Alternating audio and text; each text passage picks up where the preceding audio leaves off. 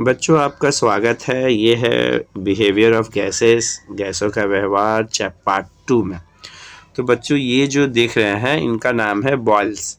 तो इन्होंने एक नियम दिया था जिसे कहते हैं बॉयल्स का नियम। तो इसमें देखिए क्या क्या कांस्टेंट होते हैं, क्या क्या स्थिरांक होते हैं। तो बॉयल्स लॉ में जो स्थिरांक है वह है गैसों की मात्रा। तो गैस जो का मात्रा है, गैस का मात्रा इस नियम को पारित करने से पहले बता देना होगा कि गैस की मात्रा स्थिर है और गैस का तापक्रम भी स्थिर हो। माने गैस की मात्रा और गैस का तापक्रम दोनों ही स्थिर हो। अब आ जाओ यहाँ पे एक हम एनिमेशन के थ्रू दिखा रहे कि देखो गैस है, उसको गैस के ऊपर भार रख रहे, तो गैस क्या हो रहा है, दब रहा है। तो यहाँ देखो प्रेशर बढ़ रहा है लेकिन टेम्परेचर क्या है, कांस्टेंट। तो गैस की मात्रा भी देखो स्थिर है। तो गैस की मात्रा स्थिर और अगर हम प्रेशर बढ़ाएंगे, प्रेशर बढ़ाने से देखो क्या होता है। तो यहाँ देखो प्रेशर और ग्राफ के थ्रू दिखाएं तो देखो वॉल्यूम क्या हो रहा है, घट रहा है। प्रेशर बढ़ने से वॉल्यूम क्या हो रहा है, मात्रा घट रहा है। तो बॉयल के नियम के अनुसार गैस का मात्रा तथा तापक्रम स्थिर हो तो गैस का आयतन गैस का आयतन दबाव के विलोमानुपाती होता है। वक्रानुपाती का मतलब क्या होता है, विलोमानुपाती होता है। ठीक है। तो गैस की मात्रा और तापक्रम स्थिर हो तो गैस का आयतन दबाव के विलोमानुपाती होता है। फिर देखें गैस ऐसा, अब इसको बॉयल्स लॉ को हम गणितीय रूप में देख सकते हैं। तो गैस का बर्तन में गणितीय रूप में क्या होगा, P inversely proportional to volume. तो P क्या हो जाएगा, यहाँ P हो जाएगा pressure is equal to P equal to K by V। K का है स्थिरांक और P भी बराबर हो जाएगा K।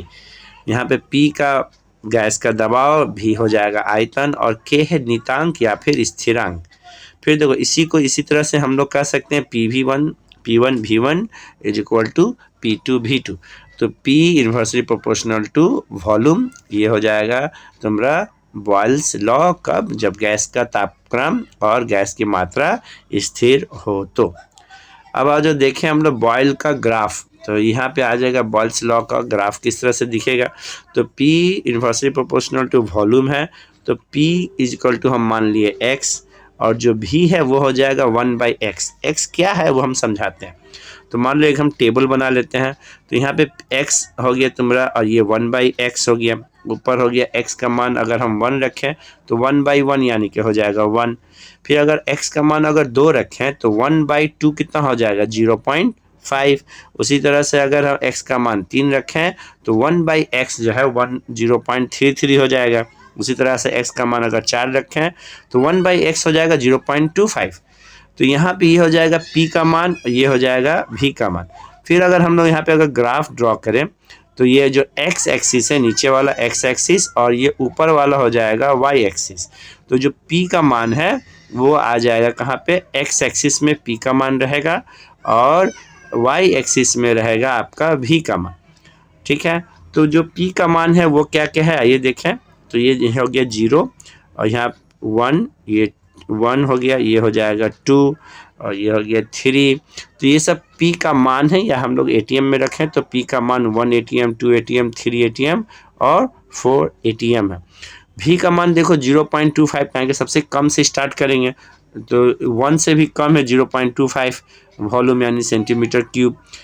उसके बाद 0.33 और फिर उसके बाद देखो 0.5 और सबसे ऊपर है 0.1। तो ये हो जाएगा V का मान। अब देखो अगर हम लोग मिलाएं P का मान 1 और इसका मान 1, दोनों पहला अगर बिंदु मिलाएं तो देखो ये पॉइंट आया। उसी तरह से देखो हम लोग मिलाते जाएंगे तो एक एक बिंदु आते जाएगा और इस तरह से ग्राफ ड्रॉ होगा जिस कहते हैं हम लोग रेक्टेंगुलर हाइपरबोला ग्राफ। तो ये है तुम्हारा बॉयल्स लॉ का ग्राफ। ठीक है, बॉयल्स लॉ का ग्राफ रेक्टेंगुलर हाइपरबोला होता है, इसे कहते हैं P वर्सेस V ग्राफ। ठीक है। उसी तरह से हम लोग देखेंगे PV वर्सेस P ग्राफ कैसा होगा। तो ये P को माने x, V हो जाएगा 1/x। उसी तरह से देख लो यहाँ पे वैल्यू सब पुट कर दे रहे। उसके बाद ये P इंटू V माने x गुणे 1/x, तो गुणा करेंगे 1 1 1 हो जाएगा। ठीक है। उसी तरह से 2 इंटू 1/2 1 हो जाएगा, 3 इंटू 1/3 1 हो जाएगा, 4 इंटू 1/4 यानी 0.25 1 हो जाएगा। और यहाँ पे हम लोग P का मान जो है 1 2 3 4। तो हम लोग अगर इसको ग्राफ में प्लॉट करें, x एक्सिस में हम लोग किए PV और ऊपर चला गया देखो y एक्सिस में सिर्फ P का मान। तो यहाँ पे अगर PV वर्सेस P जो पहला वर्ड आ रहा है पीवी, तो पीवी जाएगा एक्स एक्सिस पे। तो पीवी का मान देख लिए हम लोग कितना लिए हैं, ये है 1 के बराबर, और पी का मान 1 2 3 4 है, ठीक है, एटीएम है 1 2 3 4। तो इसका ग्राफ देखिए किस तरह से आएगा, दोनों पॉइंट को मिलाएं, यहाँ पे मिलाएं, यहाँ पे मिलाते जा रहे हैं, 4 को मिलाएं, तो ये एक तरह के देखोगे स्ट्रेट लाइन जो कि पैरेलल टू वाई एक्सिस, सीधी रेखा वाई एक्सिस के समांतर, ये हो जाएगा ग्राफ जब हम PV versus P graph put करेंगे, तो ये हो जाएगा उसका ग्राफ। उसी तरह से ये है बॉयल्स लॉ के अंदर ही, अब होमवर्क में आपको देते हैं 3 तरह का ग्राफ ड्रॉ करना, P versus PV, V versus P, और वी वर्सेस पीवी ग्राफ खींचना। अब यहाँ पे एक क्वेश्चन है कि बच्चों देख सकते हो कि एक कार्टून हम लिए हैं जहाँ पे एक छोटा सा टेडी बियर है जो बैलून को फुला रहा है, और यहाँ पे क्वेश्चन पूछ रहा है कि गैस का बैलून को भरने पे क्या बॉयल्स का नियम पारित होता है, ये क्वेश्चन यहाँ पे पूछ रहा है। तो यहाँ पे देख सकते हैं कि जैसे ही गैस को भुला रहे तो गैस का मात्रा भी तो बढ़ रहा है, गैस का मात्रा स्थिर नहीं है, तो इसमें बॉयल्स लॉ नहीं पारित रहता है। क्यों नहीं पारित रहता है, तो जैसे गैस की मात्रा बढ़ने लगती है जो बॉयल्स के नियम के अनुसार स्थिर होनी चाहिए, फिर गैस का आयतन भी बढ़ने लगता है जो कि बॉयल्स के अनुसार आयतन क्या होना चाहिए, घटना होना चाहिए। अतः जब हम लोग गैस को बैलून में फुलाते हैं तो बॉयल्स का नियम पारित नहीं होता है। फिर देखेंगे, अब देखें तो यहाँ पे सवाल दिए हैं, स्थिर तापमान की इस गैस का आयतन 40 डिग्री है जब 1 ATM है, और दबाव अगर 90 लीटर गैस का आयतन दिया है तो दबाव का मान क्या होगा। तो हमने यहाँ यूज करेंगे, तो स्थिर तापक्रम बोल दिया है तो इसे हम समझ जाएंगे, इसमें बॉयल्स लॉ लगेगा, ठीक है। तो P1 V1 equal to P2 V2 formula use करेंगे। P1 का मान देखो दिया हुआ, P1 का मान दिया 1 ATM, ठीक है, 1 एटमॉस्फेयर, और उसी तरह से यहाँ पे देखो V1 का मान दिया कितना 40 लीटर, ठीक है। उसी तरह से यहाँ पे देखो ये हो जाएगा V2 का मान दिया है 90 लीटर, और P2 का मान पूछा है, तो हम लोग P2 बराबर क्या निकाल सकते हैं, P1 V1 बटा में V2। अब P1 का मान दिया 1 ATM, V1 का मान दिया 40 लीटर, और V2 का मान दिया 90 लीटर। तो देखो लीटर लीटर कट गया, और 90 से 40 से 90 डिवाइड करेंगे तो ये कट के आएगा P2 का मान 0.44 ATM।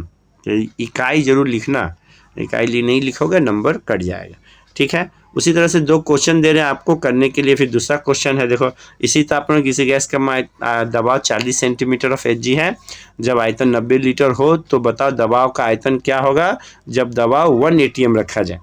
तो P1 का मान देखो हो गया तुम्हारा 40 सेंटीमीटर ऑफ Hg, उसके बाद देखो V1 का मान हो गया 90 लीटर, ठीक है। उसी तरह से तुम्हारा P2 का मान दे दिया तुम्हारा 1 ATM, और V2 का मान तुमको पूछा है कि कितना होगा। चूंकि यहाँ पे देखो P1 सेंटीमीटर में दिया है और P2 दिया है ATM में, तो ऑब्वियसली तुमको P2 का मान को किस में चेंज करना होगा, सेंटीमीटर में, जो कि 1 ATM बराबर होता है 76 सेंटीमीटर ऑफ Hg।